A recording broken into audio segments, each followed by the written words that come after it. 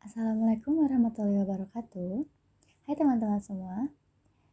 Sebelumnya saya mau mengucapkan terima kasih kepada teman-teman yang sudah mau menyaksikan video ini. Nah, di dalam video ini saya akan sedikit membahas mengenai leadership atau kepemimpinan. Baik, langsung mulai saja ya.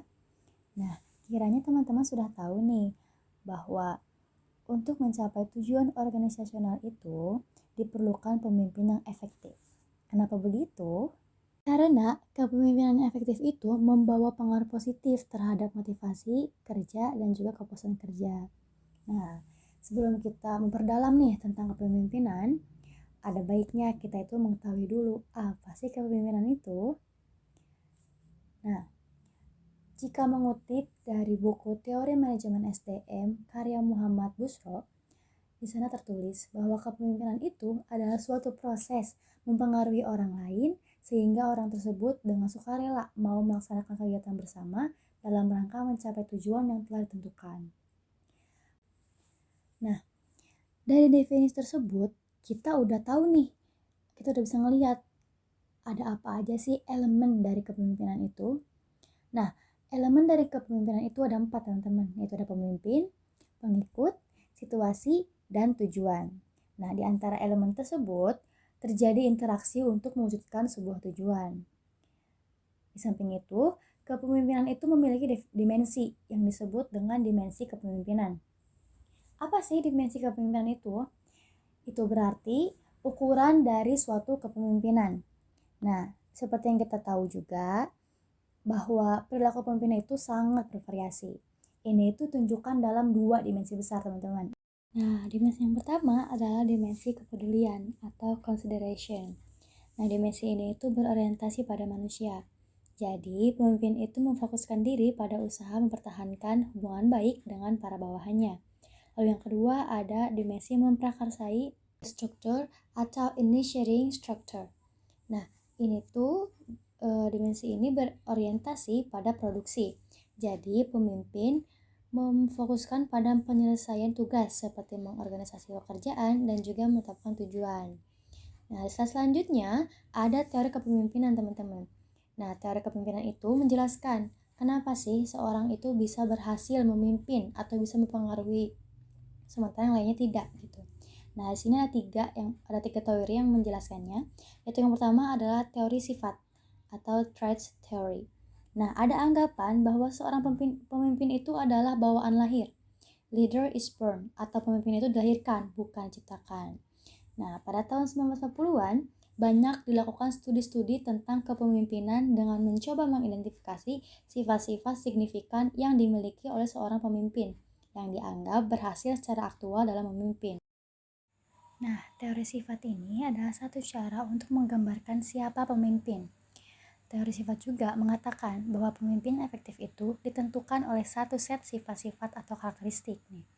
Sasarannya adalah untuk menemukan satu set sifat-sifat universal yang membedakan pemimpin efektif dan pemimpin yang tidak efektif. Stephen P. Robbins mengatakan, if the concept of traits were to be proved valid, there must be specific characteristic that all leaders possess. Lalu ada 4 karakteristik esensial dari pemimpin yang utama, yaitu ada jujur, berwawasan ke depan, membangkitkan semangat, dan kompeten. Beralih ke teori selanjutnya, yaitu teori perilaku atau behavior theory. Chuck William berpendapat, however, traits alone are not enough to make a successful leader. Traits are a precondition for success. After all, it's hard to imagine a truly successful leader who lacks all of these qualities. Leaders who have these traits, or many of them, must then take action that encourage people to achieve group or organizational goals. Nah, jadi mengandalkan sifat-sifat itu ternyata belum cukup nih untuk menjelaskan kepemimpinan yang efektif. Apalagi kan sifat-sifat itu bisa aja dimiliki oleh orang yang bukan pemimpin. Artinya, tidak ada sifat-sifat yang secara konsisten membedakan pemimpin dari bukan pemimpin. Menyadari bahwa sifat-sifat unggul yang dimiliki seorang pemimpin itu nggak memberi gambaran yang tepat mengenai pemimpin efektif, maka para ahli di tahun 1960-an itu mulai memusatkan perhatian pada perilaku pemimpin atau gaya kepemimpinan yang ditampilkan pemimpin ketika ia mempengaruhi pengikutnya. Nah, teori ini memiliki asumsi yang dikembangkan, yaitu kemampuan untuk memimpin dan kemauan untuk mengikuti yang didasarkan atas perilaku pemimpin atau gaya kepemimpinan. Apa sih gaya kepemimpinan itu? Nah, gaya kepemimpinan itu merupakan cara seseorang pemimpin secara umum berkelakuan terhadap pengikutnya. Ada beberapa studi yang menjelaskan perilaku pemimpin, yaitu studi Tannenbaum and Smith, studi Universitas Iowa, studi Universitas Michigan, studi Universitas Ohio, dan studi Blake dan Moulton. Meskipun pendekatan sifat dan perilaku pemimpin berguna, namun para teoris kepemimpinan tidak menemukan satu daftar sifat atau gaya kepemimpinan tunggal yang terbaik. Maka dari itu, hadirlah teori kontingensi. Teori ini itu menyatakan bahwa kepemimpinan efektif tidak hanya tergantung pada siapa yang memimpin atau apa yang dilakukannya, melainkan pada berbagai situasi yang berbeda. Mereka menilai sifat-sifat atau perilaku pemimpin adalah kontingen atau dependen dalam karakteristik situasional yang sesuai. Nah, di antara yang sangat terkemuka dari teori ini itu ada model kontingensi dari Fiedler. Teori ini itu dikembangkan oleh Fred Fiedler. Premis yang dikembangkan ialah bahwa kepemimpinan itu tergantung pada kesesuaian antara gaya kepemimpinan dan tuntutan situasional. Karena itu, model ini memperkenalkan perilaku pemimpin dan tipe situasi yang mana tiap pemimpin itu secara lebih baik menampilkan perilaku tertentu. Gaya kepemimpinan diukur dengan yang namanya Least Preferred Coworker atau LPC dari pemimpin, yaitu mengindikasikan satu sifat kepribadian sejauh mana individu itu menempatkan prioritas utama. Orientasi LPC pemimpin dapat diukur dengan menggunakan skala LPC yang terdiri atas 18 pertanyaan bipolar atau bipolar adjective, dengan masing-masing pertanyaan itu terdiri juga atas 8 poin pertanyaan. Model kontingensi Fiedler mengemukakan ada 3 faktor situasional yang mempengaruhi derajat keberuntungan seorang pemimpin. Yang pertama yaitu kualitas hubungan pemimpin-pengikut, derajat struktur tugas, lalu yang terakhir jumlah kekuasaan posisi. Selanjutnya ada Path Goal Theory dari Robert G. House. Teori ini itu berusaha menjelaskan bagaimana perilaku pemimpin secara positif dapat mempengaruhi motivasi dan kepuasan kerja. Nah, teori ini itu menyatakan bahwa fungsi utama dari pemimpin adalah memperjelas dan menetapkan tujuan pengikut dan membantu menemukan jalan terbaik untuk mencapai tujuan itu. Singkatnya, teori ini itu menyatakan bahwa pemimpin efektif itu menjelaskan jalan atau alat-alat yang dapat digunakan oleh bawahan untuk mencapai kepuasan dan juga prestasi kerja yang tinggi. Dan yang terakhir ada model situasional dari Hersey and Blanchard. Model kepemimpinan situasional ini dikenal dengan luas, bahkan banyak dibicarakan dan populer dipakai dalam program pelatihan manajemen. Model ini juga disebut dengan Life Cycle Theory of Leadership atau teori daur hidup kepemimpinan. Nah, teori ini dikenal sebagai teori Paul Hersey dan Kenneth Blanchard pada tahun 1969. Model ini termasuk model kepemimpinan dengan perspektif situasional.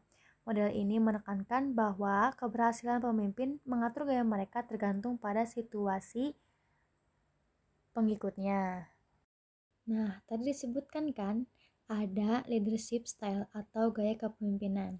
Di sini ada 5 gaya kepemimpinan. Yang pertama ada gaya demokrasi, yaitu gaya yang menggambarkan seseorang pemimpin yang berkonsultasi dengan pengikutnya tentang tindakan dan keputusan yang akan diambil dan mendorong partisipasi pengikut dalam berbagai aktivitas yang dimaksudkan untuk mencapai tujuan organisasi. Gaya ini itu memperlihatkan adanya pelimpahan wewenang, adanya komunikasi timbal balik atau dua arah. Gaya ini juga menumbuhkan inisiatif pengikut, mengutamakan kepentingan kelompok dan keputusan yang dibuat itu dengan mempertimbangkan saran dari para pengikutnya. Lalu yang kedua ada gaya otokratis. Nah, gaya ini tuh menggambarkan seorang pemimpin yang cenderung mengomando dan mengharapkan kepatuhan, serta membatasi partisipasi pegawai sehingga segala aktivitas itu ditentukan dan diputuskan oleh pemimpin. Dalam gaya ini, wewenang terpusat pada pemimpin, komunikasi berlangsung dari atas ke bawah, dan tanggung jawab terpusat pada pemimpin. Lalu yang ketiga ada gaya transformasional, yang dimana para pemimpin dengan gaya ini itu berkeinginan untuk melakukan perubahan. Lalu yang terakhir ada gaya transaksional. Pemimpin yang gaya ini berfokus agar anggota organisasinya itu melakukan tugas sesuai dengan semestinya. Setelah kita tahu nih apa definisi dari kepemimpinan, dimensinya apa aja, dan terdapat gaya apa aja dalam memimpin, lalu apa sih fungsi kepemimpinan dan bagaimana kedudukan pemimpin? Nah, pada dasarnya fungsi kepemimpinan itu memiliki dua aspek. Yang pertama, fungsi administratif. Yang dimaksud dengan ini adalah pengadaan formula kebijakan administrasi di dalam organisasi dan menyediakan fasilitasnya. Lalu yang kedua, ada fungsi sebagai top management. Fungsi pemimpin dalam proses aktivitas planning, organizing, staffing, directing, commanding, dan controlling. Lalu, jika dikutip dari buku kepemimpinan yang efektif, karya dari Nawawi, ada 5 fungsi kepemimpinan. Yang pertama, fungsi instruktif. Pemimpin berperan sebagai komunikator. Yang kedua, fungsi konsultatif. Pemimpin berkomunikasi dua arah dalam upaya menetapkan sebuah keputusan yang membutuhkan pertimbangan. Lalu yang ketiga ada fungsi partisipasi. Pemimpin bisa melibatkan anggotanya dalam proses pengambilan keputusan. Yang keempat, fungsi delegasi. Pemimpin dapat melimpahkan wewenangnya terhadap anggotanya. Dan yang terakhir ada fungsi pengendalian. Pemimpin melakukan bimbingan, pengarahan, koordinasi, dan pengawasan terhadap anggotanya. Nah, lantas kedudukan pemimpin itu sebagai apa sih? Yang pertama, sebagai pengambil keputusan. Yang kedua, sebagai pencipta kenyamanan bekerja anggotanya. Yang ketiga, sebagai menjaga kelangsungan hidup dan perkembangan organisasi. Dan yang terakhir, sebagai pencipta teamwork yang kompak, cerdas, dinamis, seirama dalam menghadapi masalah dan menghadapi tantangan, serta dalam menanggapi aspirasi yang berkembang. Nah, lantas bagaimana sih langkah-langkah dalam pemimpinan? Kepemimpinan itu dapat menjadi efektif apabila mengikuti tahapan pemimpin atau steps to leading. Menurut Parkin, tahap-tahapnya itu adalah yang pertama, kenali sumber daya yang akan mendukung. Yang kedua, berempati dengan yang lain dan menilai pemahaman mereka tentang situasi. Ini tuh akan membantu pemimpin paham bagaimana untuk mempengaruhi orang lain. Yang ketiga, coba berdiskusi secara terbuka dengan para anggota organisasi. Dengan mendapatkan pandangan setiap orang, ini tuh lebih baik. Jadi pemimpin mampu untuk merubah para pengikut dan mendapatkan apa yang pemimpin inginkan. Lalu yang keempat, setelah berdiskusi, berusahalah untuk memiliki keyakinan dari para anggota organisasi. Itu akan mendorong komunikasi tim untuk membangun suatu identitas tim. Yang kelima, buat rencana berdasarkan penetapan tujuan yang realistik. Lalu yang terakhir, jika rencana itu mencapai tujuan yang telah ditetapkan, beri pengakuan dan beri imbalan pada anggota tim. Nah, beralih kepada slide yang terakhir, di sini ada kepemimpinan versus manajemen. Manajemen ini sering dihubungkan dengan kepemimpinan. Kalau ngomongin tentang manajemen, pasti bicara tentang kepemimpinan. Tapi enggak sebaliknya.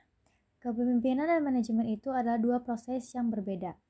Nah, di antara kepemimpinan dan manajemen ada perbedaan. Di antaranya, yang pertama, manajemen itu adalah bekerja bersama untuk mencapai tujuan organisasional. Kalau pemimpin itu mempengaruhi seseorang atau sekelompok orang agar berperilaku ke arah pencapaian tujuan. Yang kedua, manajemen itu berkenaan dengan manage things. Kalau kepemimpinan itu berkaitan dengan lead people. Yang ketiga, manajer itu adalah seorang yang bertanggung jawab atas pelaksanaan kerja dalam organisasi. Sedangkan pemimpin adalah seseorang yang mampu mempengaruhi orang lain untuk membantu pencapaian kelompok atau tujuan organisasi. Yang keempat, manajer itu tidak banyak melibatkan emosi. Manajer menggunakan perilaku yang lebih konservatif untuk mencapai tujuan. Kalau pemimpin membangkitkan semangat, hasrat, dan memberi inspirasi bagi orang lain agar berkinerja lebih baik. Yang kelima, manajer itu mengimplementasikan visi organisasi, sedangkan pemimpin yang menciptakan visi. Yang keenam, manajer itu cenderung menggunakan cara standar dan mapan untuk menyelesaikan masalah. Berbeda dengan pemimpin. Pemimpin kerap menggunakan imajinasi dan teknik pemecahan kreatifnya untuk menciptakan perubahan. Selanjutnya, manajer itu adalah people who do things right atau bekerja dengan benar. Berbeda dengan pemimpin. Pemimpin adalah people who do the right things atau bekerja yang benar.